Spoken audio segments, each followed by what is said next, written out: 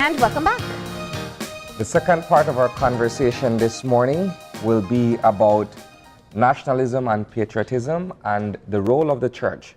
That being said, we have with us on the couch this morning Bishop Wright, yes. Phillip Wright, yes. And he will be sharing with us, Marlene, different views and perspectives from the church in respect of the issues of nationalism and patriotism. Yes. Good morning, Bishop. Good morning. And let me say once again, a joy to be with you guys and to share in the discourse. I was listening to parts of the previous discourse, and yes, it was a very interesting one, a very good panel. So I'll see what I can add to that from the church's perspective. Yes. Well, you know, I was sharing with you while we were talking during the break. One, you know, this is the week leading up to our Independence Day, and it is a time that we as Belizeans should feel very proud. Our previous panel, I think, focused on dissecting the theme, but really looking at challenges and ways we can move forward. Right.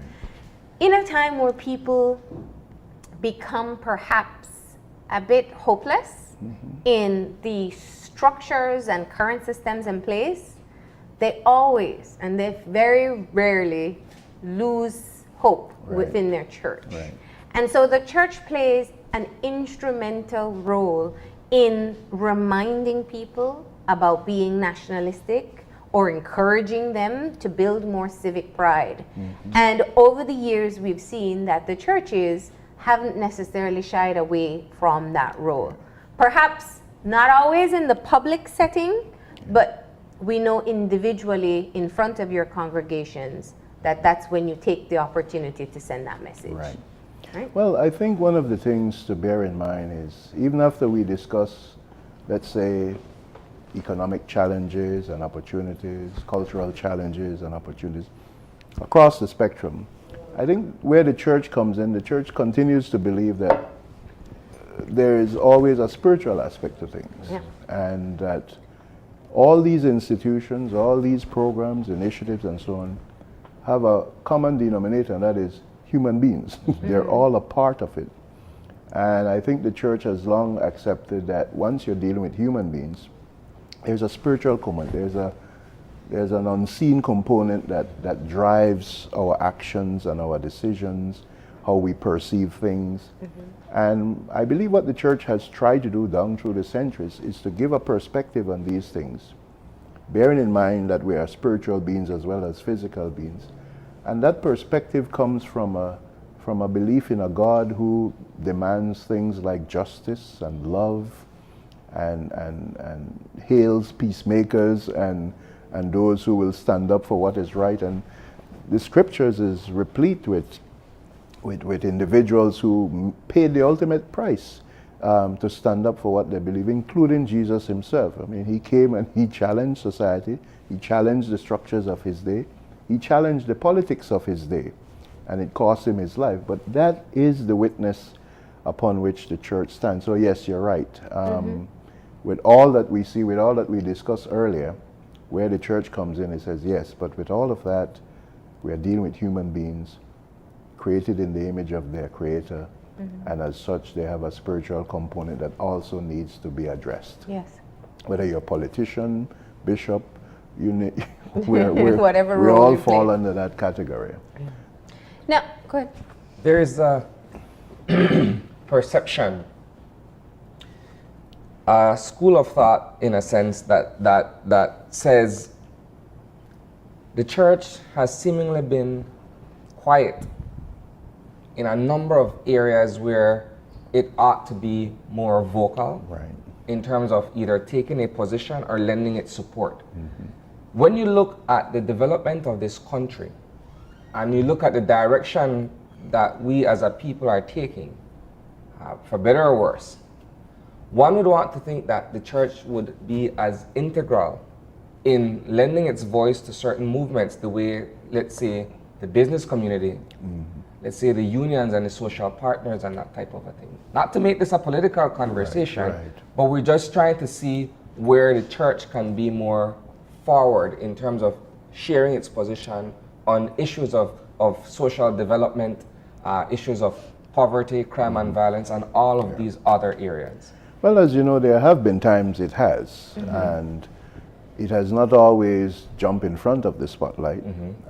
But I think, as Marlene rightly said, every week from the pulpit, I think a majority of my colleagues across the denominational spectrum are up there trying to get our people to be their best self, constantly challenging the people to do what is right, to believe what is right, and to act rightly. I will accept some of the criticism in terms of, yeah, there are some issues, even today, that it would be useful and maybe even helpful to hear the voice of the church and to see the church in the forefront.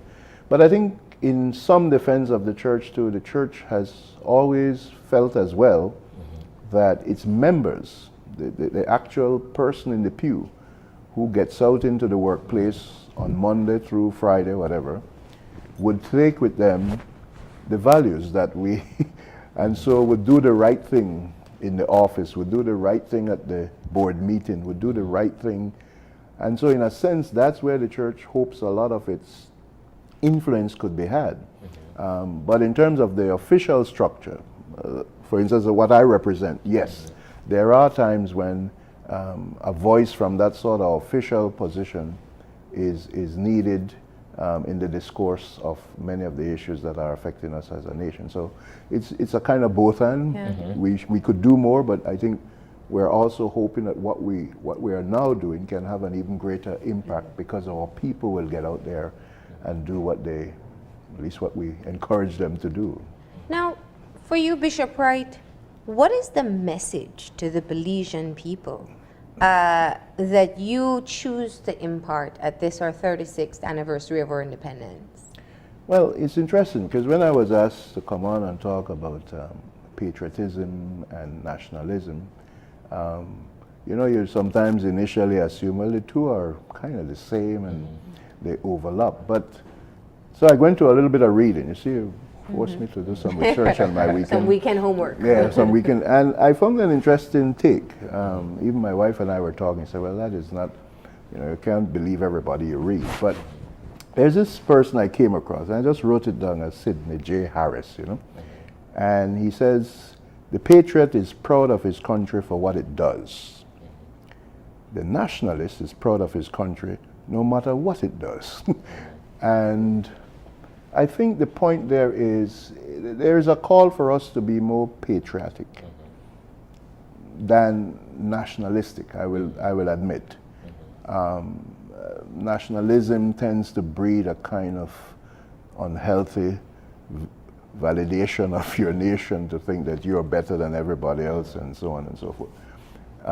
But patriotism is a love of country, just for being country. Thanking God that you've given us this land and we can call it our home. I'm a Belize and nobody else can take me away from this land. So the patriot tends to fight the external enemy, so to speak.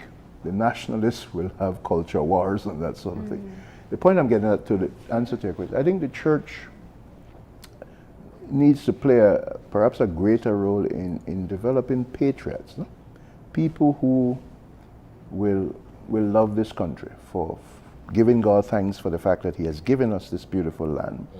And how will we do that? I think one of the number one things is, for me at least, is for the church to play a greater role in the fostering of healthier relationships. I find that so much goes wrong with us because folks are not in the healthiest of relationships with each other.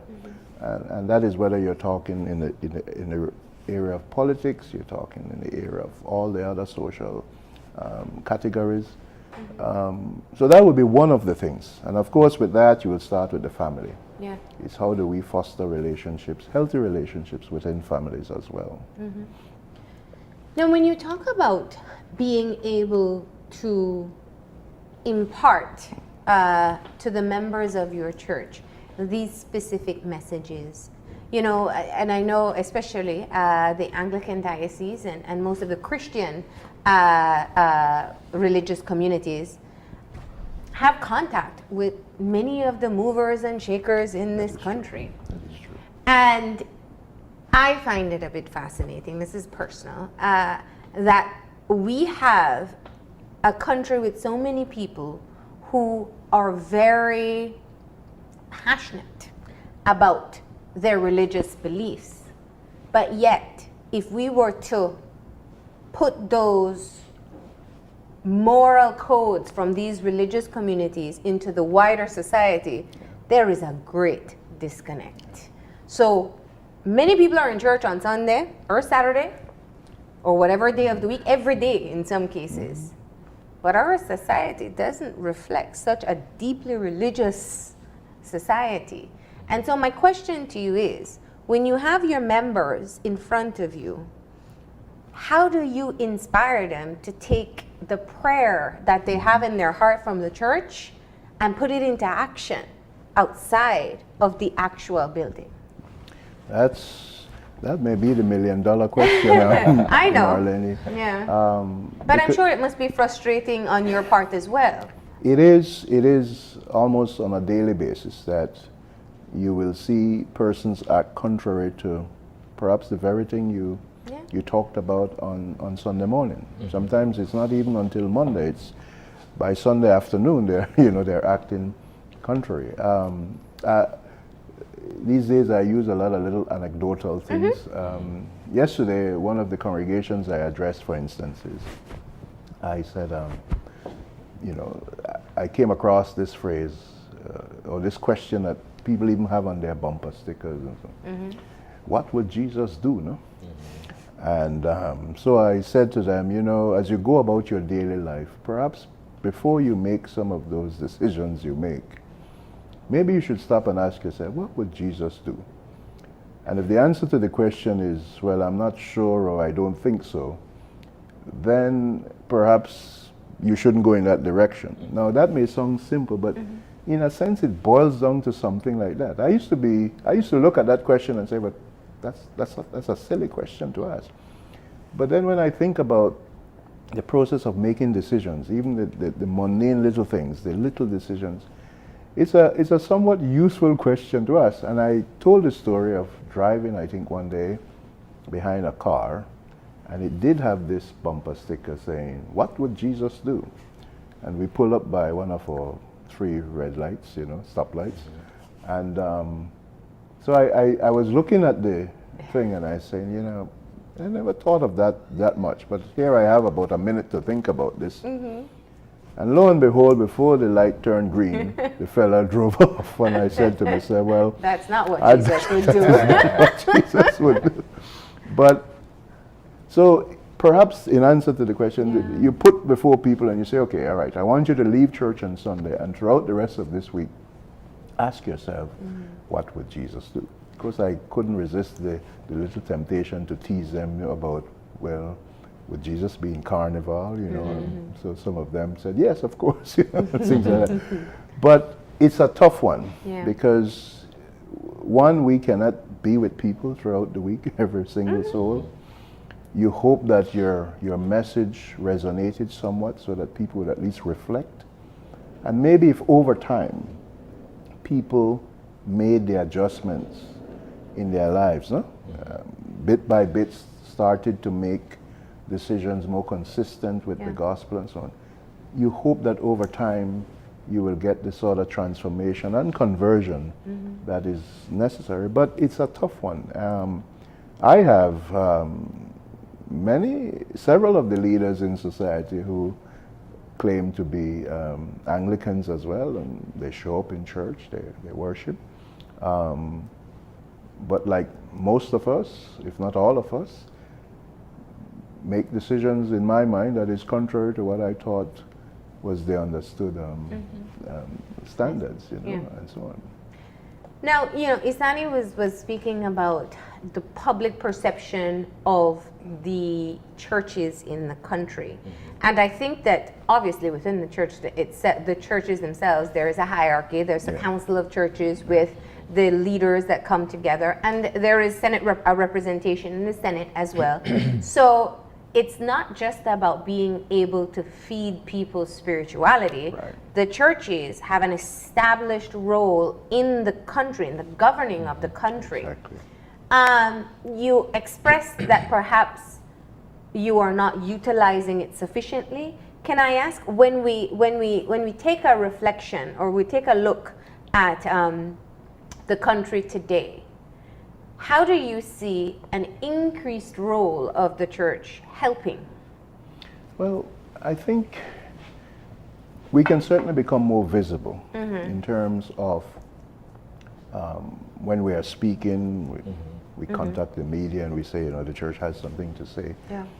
We do have to be careful, I'm sure, though, not to jump at every issue that pops up, and you know, for those institutions and arrangements that give the church real access to power, in other words, the decision making, like in the Senate, or when we sit on boards and so on.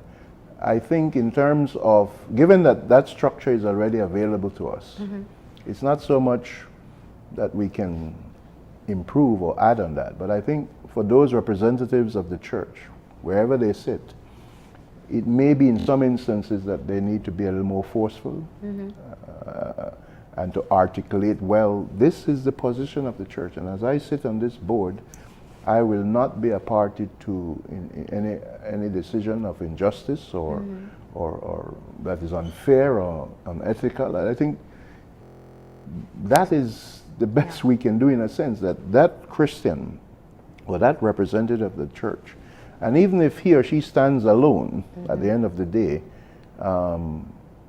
then you stand alone, but you're standing on the principle that I am here representing the church, which is larger than I am. And I think, unfortunately, if I may speak quite candidly too, I think sometimes, not only for the church, but I'm sure for almost every institution that gets a member on a board, sometimes they start to do their own thing. No? They forget who they serve. They forget who they represent and serve. And I'm sure that criticism is on the church as well in some instances. You know. Yeah. So it is an effort, perhaps, that you, as a member of the leaders of the church, are working to be able to correct. Yes, and I think we're looking seriously, we talked about it, we're looking seriously at even the selection process. That perhaps in some instances greater care need to be done in terms of how we go about actually, and that sometimes a reverend, an ordained person, is not necessarily the best person to represent on certain bodies, simply because sometimes there are certain expertise, certain knowledge that are required, and we as ordained ministers and so on may not have that. But we can find someone who we know has the church at heart, who demonstrates a level of faithfulness, and we say, could you represent us? Carry forward. And also, I think, some improvement in the consultation that needs to take place. You know, if a big decision is coming up tomorrow, and you will really want to find a way, an effective and efficient way to get a quick sense of where your membership leaders are, and say, okay, you know, I can speak with this sort of authority because I've checked with those that I am representing. Because when you look at all the national issues and the fact that Belizeans, be it individually or collectively as specific interest groups or bodies, they all chime in when it comes to being able to share their positions on national issues. Because at the end of the day, we're all affected by what happens within our society. Right. And so oftentimes we look to the church, either an expression of solidarity, or we look to the church for some position that says, you know what, we are for or against this. Because, for instance, your flock is directly affected by what happens in your neighborhood or in your community.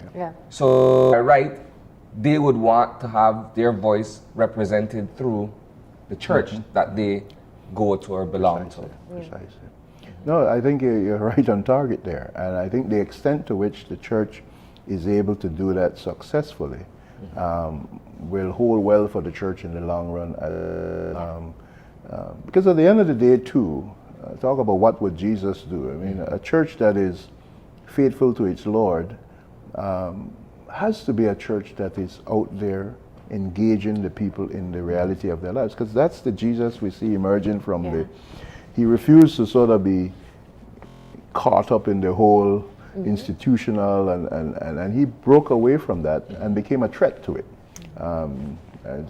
Some of my friends like to say, you know, we're almost envious of Jesus because he didn't have no big denomination. He didn't have any boards. He had 12 guys that he kept close to him, and he had to keep working on them too, you know. But he decided that the place to be was among the people. And not necessarily in a temple. Which is a non-conformist approach. Yes. In a sense, you know, and so a church that is able to do that as well. Now you have the institution, you have the structure, fine, but a church that is still on the ground, touching people's lives, healing them in the real sense of the word, which is giving hope and renewal, has to be a church that is going to be engaged in serious national nation building, you know, in my opinion. But may I quickly add too? Okay. Yes, sorry, go ahead. No, I was actually going to ask you for a message leading us into the Independence Day coming up. But go ahead with what you were Well, going probably to the same thing I was going to good. really think one of the wonderful roles I think the church could play, because we are such a diverse nation, is to continue to preach a message of unity in and through diversity, as opposed to a oneness that somehow conform to this. And it's tough for the church sometimes, because the church itself can become very territorial and very much, this is how we see it and everybody should see it, and if you don't see it our way, you're somehow on the outside. I think the church can step up to be an institution that really fosters unity, while at the same time celebrating the diversity. So in a month like this, at a time like this where we look out at Belize and what we see is this beautiful array of cultures and expressions and so on, imagine a church that is somehow to capture that, give it further expression, whether in our worship and our liturgy, bringing in Spanish, English, Creole, the whole works, and saying to our nation, this is who we can be. So in effect, I guess the message is coming close to home, the church. If the church to become more a model of the society we say we want to be, whether by the mix of cultures, ethnicity, languages, but also in terms of standards of behavior and quality of behavior and how we relate to each other. I think that would be the greatest church this country could ever have. A church that is modeling who we say we want to be in the wider society. All right. Well, thank you for coming in and sharing in our conversation for today. Of course, today we wanted to set the tone right for Independence Day coming up on Thursday, and so we appreciate you stopping in. Well, it's always a joy, as I said, and I want to wish you both and your audience a very happy and blessed 36th anniversary of independence as well. Thank you. We're going to go ahead and take a final break, and when we come back, we'll have our wrap-up, so stay tuned.